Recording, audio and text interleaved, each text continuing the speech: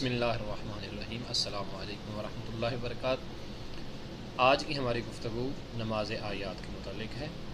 नमाज आयात तीन चीज़ों की वजह से इंसान पर वाजिब हो जाती है। नंबर एक, सूरज के ग्रहण होने से। नंबर दो, चाँद के ग्रहण होने से। और नंबर तीन, ज़लज़ला आने की वजह से। इन तीन चीज़ों की वजह से इंसान पर नमाज आयात का पढ़ना वाजिब है। अलबत्ता बिजली की कड़क,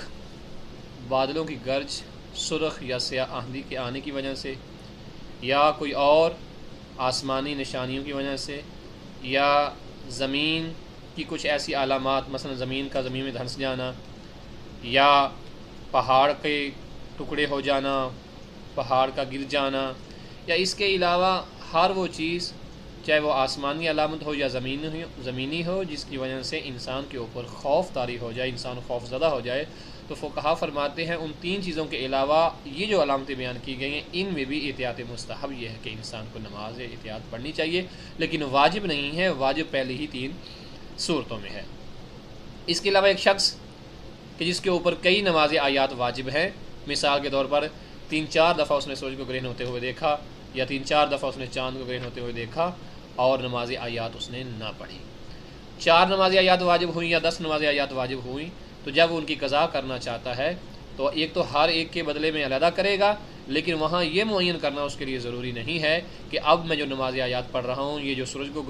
ग्रहण हुआ था उस वजह से पढ़ रहा हूँ, या जो ज़लज़ला आया था उस वजह से पढ़ रहा हूँ, बल्कि अगर उसे अदद का पता है कि मेरे ऊपर जो है वो इतनी नमाज आयात वाजिब हैं, तो बस वो हर एक को अलग-अलग करके पढ़ेगा, लेकिन उस चीज़ को मुअय्यन करना उसके लिए ज़रूरी नहीं है। इसके अलावा एक शख्स है कि उसके ऊपर एक वक्त में 2 नमाज आयात वाजिब हो गई। मिसाल के तौर पर एक वक्त में ज़लज़ला भी आ गया है और साथ चाँद भी ग्रहण हुआ था, तो फ़ुक़हा फरमाते हैं अब ऐसा नहीं है, चूँकि वक्त एक है और 2 ऐसी चीज़ें रोनुमा हो गई हैं कि जिनमें से हर एक के बदले में नमाज आयात का पढ़ना ज़रूरी था, तो अब एक नहीं पड़ेगा, बल्कि चाँद के ग्रहण होने की वजह से एक अलहदा पड़ेगा और ज़लज़ला आने की वजह से एक नमाज आयात जो है वो अलहदा पड़ेगा। अब नमाज आयात जो है इसका वक़्त कब शुरू होता है? जैसे ही चाँद ग्रहण हुआ है, तो फ़ौरी जो है नमाज आयात का वक़्त शुरू हो जाता है, और जब तक चाँद अपनी असली हालत में नहीं आ जाता नमाज आयात का वक़्त रहता है। अब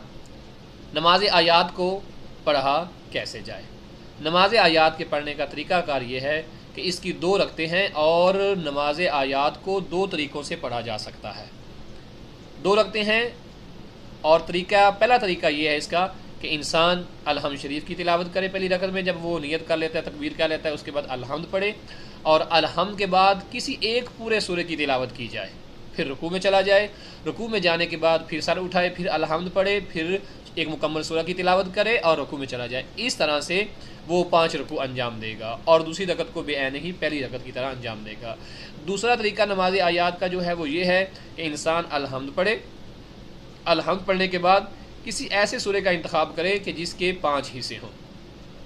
अलहम्द के बाद उनमें से, उस सूरा में से उसका पहला एक हिस्सा, एक आयत जो मुकम्मल जुमला हो वो पढ़े, उसके बाद रुकू में चला जाए, और रुकू में जाने के बाद फिर दोबारा सर उठाए। अब दोबारा अलहम्द नहीं पढ़ेगा इस सूरत में, बल्कि फ़कत उसका दूसरा हिस्सा पढ़ेगा उस सूरा का, फिर रुकू में चला जाएगा, और उसके बाद दोबारा फिर सर उठाएगा, फिर उस सूरा का तीसरा हिस्सा, फिर रुकू, फिर सर उठाए, फिर चौथा हिस्सा, फिर रुकू, और जब 5वां हिस्सा पढ़ के रुकू में जाएगा, 5 रुकू मुकम्मल हो जाएंगे, सर उठाने के बाद फिर सजदे में चला जाएगा। बेऐने ही इसी तरीके से वो दूसरी रकात को भी अंजाम रकत को देगा। हाँ, ये कर सकता है, फ़ुक़हा फरमाते हैं कि जो 2 तरीके नमाज आयात पढ़ने के हैं, इस तरह कर सकता है कि पहली रकत जो है उसको पहले तरीके के मुताबिक पढ़ ले, और जो दूसरी रकत है उसको दूसरी रकत